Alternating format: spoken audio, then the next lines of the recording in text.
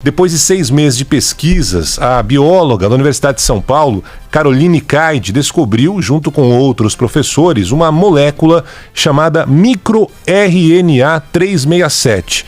E essa molécula consegue inibir a agressividade do tumor e assim enfraquecer os tumores mais letais que atingem o sistema nervoso central. É um avanço importante. Essa nova terapia foi testada em camundongos e os resultados foram surpreendentes até agora. Vamos ouvir aqui a professora Caroline explicando. Aqueles camundongos que receberam o inibidor desse microRNA, eles desenvolveram tumores menos agressivos. Então, o tumor ele cresceu menos, né? Não gerou metástase no camundongo. Então, a gente conseguiu diminuir a agressividade do tumor. Seriam 2 possibilidades de aplicação. A primeira como diagnóstico, um diagnóstico precoce de agressividade. E segundo, uma terapia para esse grupo de pacientes com tumores mais agressivos. A bióloga defende que esse processo seja implementado já, rapidamente, em hospitais para tratar esse câncer tão letal. Mas é claro que ainda vai depender de testes que serão realizados antes de tornar um protocolo, um tratamento nos hospitais das crianças. De qualquer forma, é mais uma esperança para muitos pais desesperados para encontrar uma solução. Outra boa notícia, também nessa área da saúde aqui no Brasil, vem do interior de São Paulo. É um paciente mineiro de 62 anos de idade que estava em fase terminal de um linfoma. Ele conseguiu se recuperar com um tratamento 100% brasileiro que se baseia numa técnica descoberta no exterior que envolve a imunoterapia, engenharia genética. Ela foi criada nos Estados Unidos, chama CAR-T-cell, e habilita as células de defesa do corpo com receptores capazes de reconhecer o tumor. O ataque é contínuo, específico e, na maioria das vezes, basta apenas uma dose. Antes do tratamento, esse paciente, o Sr. Vamberto Luiz de Castro, tomava morfina todos os dias e agora está virtualmente curado, porque só pode ser declarado totalmente curado depois de 5 anos sem a doença.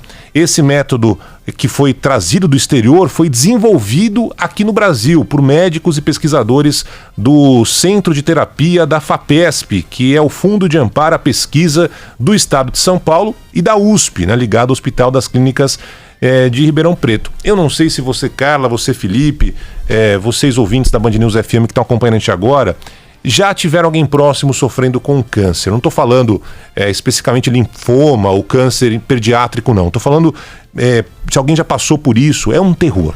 É uma coisa muito complicada. Claro, tem diferentes tipos de tumores, diferentes tipos de câncer. Alguns são mais fáceis de tratar, outros não. Mas é sempre uma busca incessante por uma solução e um alívio quando se descobre ali alguma forma de tratamento, uma forma de cura. Eu lembro que há pouquíssimo tempo, a gente debateu muito no ar aqui na Band News, tinha aquela pílula do câncer, a tal da fosfoetalonamina. E foi um desespero de pacientes, de parentes, em busca dessa tentativa de resolver o problema. Depois, infelizmente, se descobriu que era uma esperança vã, que não havia nenhuma melhora no tratamento por causa dessa fosfoetalonamina. E eu lembro a época, porque essa história está muito clara na minha cabeça, eu perdi um parente muito próximo.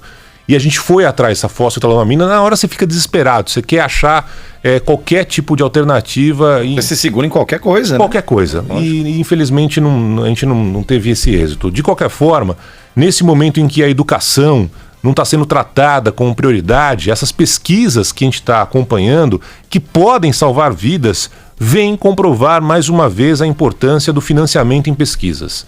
Elas só podem ser realizadas porque durante anos e anos e anos, os pesquisadores, no caso a doutora Caroline, foram lá, receberam as bolsas de mestrado, bolsas de doutorado, que representam os salários dos cientistas, né? Quando a gente fala bolsa, parece que é um desconto na faculdade, não é isso. Essas bolsas de mestrado e doutorado é como o cientista vai lá e recebe seu salário e fica ali passando tempos e mais tempos naquele laboratório. A bióloga, que agora tem um avanço importante nessa área, que pode salvar a vida de crianças, diz que se não houvesse essa bolsa por parte do governo, jamais teria chegado a essa descoberta, né?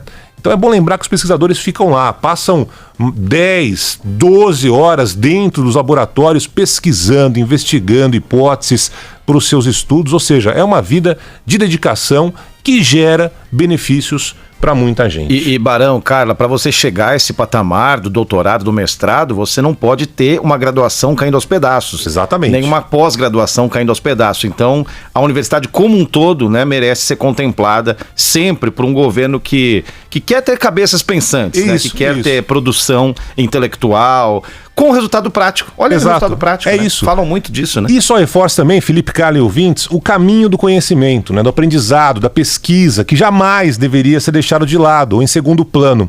Por falar em segundo plano, em terceiro, quarto, quinto, né?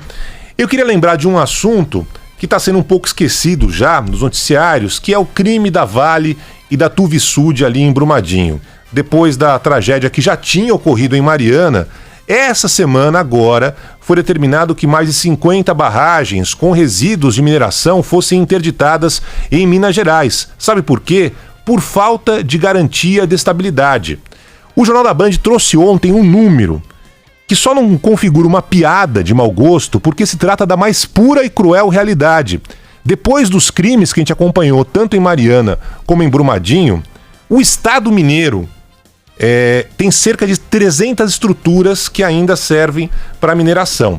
Felipe, Carla, sabe quantos fiscais da Agência Nacional de Mineração estão ali para monitorar essas áreas? Chuta aí, Carla. 300 estruturas? São 300 Pelo estruturas. menos 2 por estrutura. Vamos colocar 650, vai. 650. Felipe? Eu ia diminuir para 10%, 60 no máximo. 60 para avaliar essas 300 estruturas. Muito bem.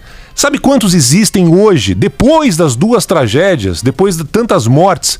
São 5 fiscais. Ah, não. Espetáculo. É 10% dos 10% que acreditou. Só que tem mais um detalhe. Desses 5 fiscais, sabe quantos são especialistas em barragens? Apenas 2. Então imagina, você tem 300 estruturas com 5 fiscais, só 2 pessoas entendem de barragens e pode chegar ali e dizer que tem algum problema de segurança. Tudo isso depois do que a gente acompanhou recentemente em Mariana e Brumadinho. Aí se você vai lá, pega um deputado, um senador, qualquer coisa do governo, tem ali um staff que chega até a 40 funcionários num gabinete. Alguns vão para Itália. Alguns vão para Itália, inclusive, passear por lá. Ou seja, para um simples servidor público existe um corte. Só o senador, vamos pegar aqui um exemplo, né, de alguém que é importante para a história do país. O senador hoje, o ex-presidente da República, Fernando Collor de Mello, tem 67 aspones para cuidar do mandato dele. 67! Olha a loucura. Agora, para garantir a segurança da população de um estado inteiro, sem falar da preservação do meio ambiente, são 5. 5. E apenas 2 que entendem sobre os riscos de resíduos de mineração nessas barragens. Ou seja, não precisa ser técnico, não precisa ser especialista, não precisa ser matemático, não precisa conhecer para saber que tem algo de errado nessa proporção. É claro que a responsabilidade pela segurança das barragens é da empresa que tem o direito de explorar as áreas, no caso a Vale, né? Mas diante das duas tragédias recentes, em Mariana e Brumadinho, uma mudança nesse número de fiscais não precisava ser feita para ontem, né? Tem uma previsão de que no ano que vem, 20 novos funcionários, 20, serão contratados no próximo ano. Estruturas. Para 300 só em Minas Gerais. E desses 20, metade é para Minas Gerais. Não significa que os 20 vão trabalhar, não. Os demais vão para outras áreas do país. Ou seja, Minas Gerais, ano que vem, se tudo der certo, passará a ter 15 servidores para fiscalizar as 300 estruturas que hoje existem por lá. Depois dessas duas tragédias, depois desses crimes da Vale. A Agência Nacional de Mineração interditou 54 barragens por falta de instabilidade. São 33 em Minas, 5 em Rondônia, 4 no Mato Grosso, 3 em São Paulo, além de outras partes do país. Mas é assim, falta funcionário, falta carro, gasolina, falta drone para fiscalizar essa área gigantesca. Enfim, a aparelhagem fundamental para fazer o trabalho não existe. A última promessa do governo federal é que para o ano que vem, 48 milhões de reais serão utilizados para reestruturar todo esse órgão de fiscalização que está completamente sucateado. E aí vem um detalhe, não está sucateado agora, está sucateado há muito tempo, então essa crítica não vai só para o governo da ocasião. Não, está sim, é assim que funciona. Né? O risco de acontecer a tragédia não é de hoje. Poderia, por enquanto, fica aqui a sugestão, #fica a dica, pegar tudo isso que está em Brasília, carro sobrando, verba de gabinete, verba para gasolina. E depois faz o seguinte, deixa tudo ali o pessoal trabalhar em Minas Gerais para verificar a real condição dessas barragens, dessas estruturas que depois de 2 tragédias, convenhamos, mereceria uma atenção muito maior. Pega toda essa galera, esses aspones, carro oficial e tudo mais, transfere para lá e numa boa, nem precisa devolver.